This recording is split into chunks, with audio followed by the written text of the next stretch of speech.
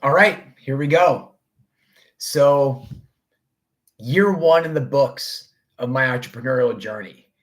Uh, I can't believe it that it's literally been 1 year since I left an unbelievable job with a great family in the Contis and working at and it just blows my mind that I'm here at this milestone, and it's a pretty cool feeling. I mean, I had no understanding of what was going to be ahead this year. And I really, really, really wish I did this day one last year to be able to kind of think about and go back and look at it. Uh, but to be honest, I think I was afraid to chronicle my journey because I didn't know how it was going to turn out.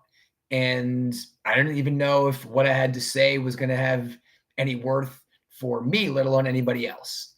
And so now that I'm kicking off year two today, 366 days into this, I wish, like I said, I would have done it a long time ago because, man, it's been an incredible learning process. Do I have a lot more to learn? Absolutely. Uh, did I accomplish some things? Yeah, I did. Did I fall short? Yeah, I did. I didn't come anywhere close to achieving what I wanted to, but that doesn't mean it wasn't a successful year because I think the hardest part of this whole thing was the decision, right? The decision that, yeah, I actually am going to leave my job and start something new, not knowing how the rest of it was going to turn out. And, in my perfect world, in my mind, I was going to build this business on the side and, incrementally keep getting more and more income. And then when I got to that safe, perfect spot where maybe I was earning 50% of my income doing a business as a side hustle, then yeah, I was going to be able to take the leap and then do this full time. But that day never came, never remotely came. I dabbled. I had ideas. I worked with a couple people here and there, but it never was anything close to something that I could have said, yes, I can confidently go do this because I'm earning X amount of income, and now it's all going to fall into place. I did the opposite. I decided that, you know what? I'm going to start from scratch. I'm going to do and build something I haven't done before, and I'm going to need to go out and just do it on my own without any foundation. And and I'm still here. So for anybody out there who's kicked this around, who's working in a day job, if that's something you love and you enjoy that security of it, then do that. Yeah, in the perfect world, all of us would make as much money as we wanted to, be fulfilled in their job, have incredible security, have structure, and have peace of mind. That wasn't me. I knew that I was happy where I was, but this inkling in me said I could be happier. There was something more I wanted to do. There was something more I wanted to accomplish. And the only way for me to do that was to just jump into untested waters and go build. So that's what I did.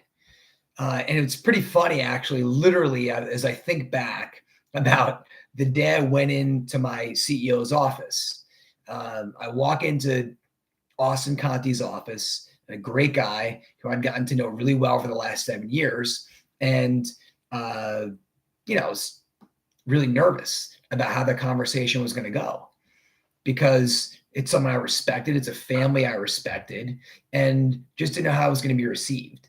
And he was incredibly supportive of me taking this entrepreneurial step and to go out and to become a business owner and an entrepreneur myself.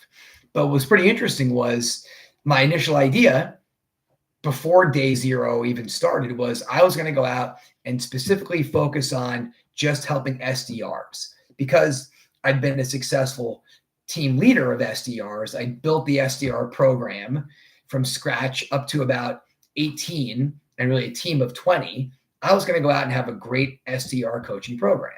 And he said, that sounds great. I'm sure you'll kill it doing that. But maybe you want to coach companies how to build teams. So before I even started, I made a pivot and said, yeah, you know what? That's actually exactly what I'm going to do. So I put the work in to design the right program and then go out and then try to figure that out. But I had no idea how that was going to go. Fortunately, I had a lot of support in that process. My coach, Moses Marion.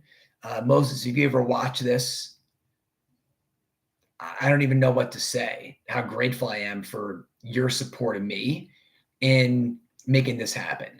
Because without your support, I probably never would have taken the leap. And without your strategy and guidance, I never would have gotten my act together and put a plan in place. So with his help, I was able to kind of go out and figure out a structure. And we really just kind of started by running the Alex Hormozy playbook, reaching out to everybody I know on my network saying, do you know anybody who might be a fit? And lo and behold, some people gave me some intros. And my God, how blessed am I for that? James House, my good buddy from Tenna, gave me the opportunity to introduce me to somebody that ended up being my first client.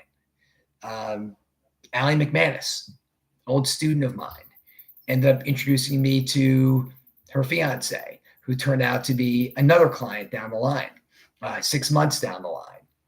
So, and then everybody in between who just gave me insight of just keep going, keep pushing, keep moving forward.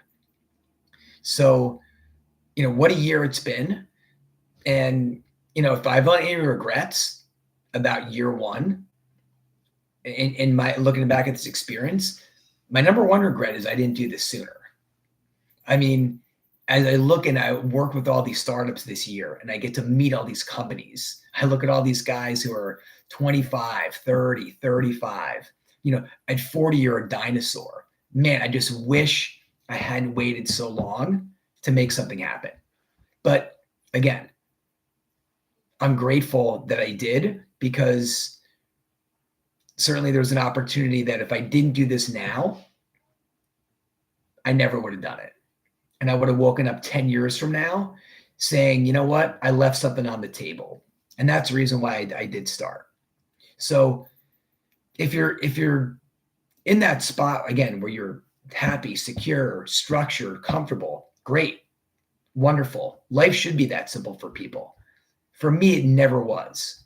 I always, throughout my entire career, even when I was happiest as a teacher and coach, I still always thought that there was something more out there. I still was like, there's got to be something bigger. There's got to be something bigger. There's got to be something different I can build and grow. And it only took me 28 years after college to figure that out. So again, it's just, it's a really cool moment to sit here and say, hey, you know what? Year one's in the books, got under my belt. A lot of highs and lows, highs being great clients, opportunities to people to work with, getting great results for companies and helping them grow. Is just, there's nothing better than seeing a plan come together. And then, yeah, a lot of lows, a lot of doubts when in the middle of the summer, things weren't happening, when people weren't responding to messages, when people didn't respond to emails, when the pipeline was dry as a bone, and wondering, what the hell I did. And, and for the first time, not just the when question, but if this was going to happen, what was I going to flame out in a few months and have to go back and think about looking for a job again. So the fact I'm still here living to tell the tale is a pretty humbling thing. Obviously it did work out. And as I look forward to year two, now it's just a matter of thinking about, could that noise be any more freaking annoying? Sorry, I'm sitting here in my office and there's a squeaking that started just about a minute before I got this going. And I'm laughing because I'm sitting here in my office looking up at the ceiling because, yeah, sure, it's good to have clients and money coming in, but then life moves on. Need a new roof, need to get the driveway patched up, all the other little things that need to get done in the house. It's so as soon as the money's made, it's somewhat spent, but obviously didn't expect to break any records in year one. I think that one of the biggest things that I learned was, and I'll kind of wrap up with this note. I always wanted things to happen fast. And I thought, hey, you know what? There's no reason not to come out of the gate hot and be confident. And getting my first client in about 45 days, maybe I got a little bit too overconfident. But you know what Hormozi says is get rich slow. And I know there are plenty of people that are going to do it a lot faster than me. And it's not that I want to go slow, but I think if you do build something the right way and you figure out the right product and you figure out the right offer, and then you get better and better, you don't necessarily get rich fast. I'm not in it to be a one-hit wonder or to hit a quick home run. My goal is to be as impactful as possible.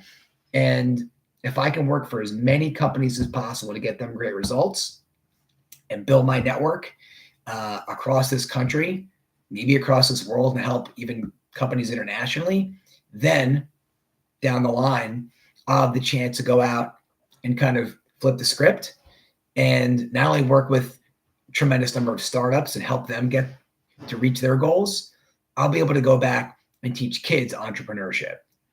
That's my end goal, is to be able to go out and teach millions of kids how to go out and build their own business in the way that I wish I knew how to do back when I was 20. So grateful for year one. I'm going to be coming back as often as humanly possible to share smaller wins, maybe some ups and downs, kind of whatever lesson of the day that seems top of mind for me, and just keep telling this story. So for anyone watching this, if you're thinking about doing it, but you're just not sure, just know that you can. There's really nothing more you need to do than just have the gumption, make the decision, and get after it. So thank you, Moses, my coach. Thank you to my family for supporting me and taking this leap. And best is yet to come. Let's go.